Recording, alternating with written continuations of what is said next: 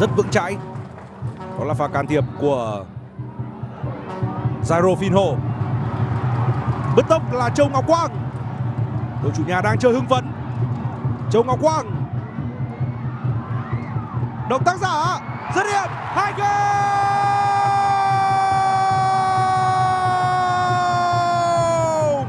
Và đó là Washington Brandao.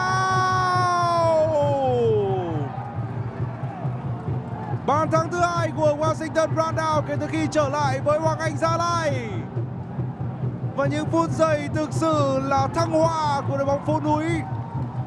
2 bàn thắng chỉ trong vòng 2 phút.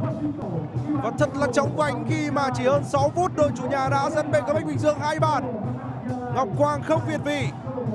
Sau đó là một tình huống xử lý cực kỳ tinh quái của Châu Ngọc Quang.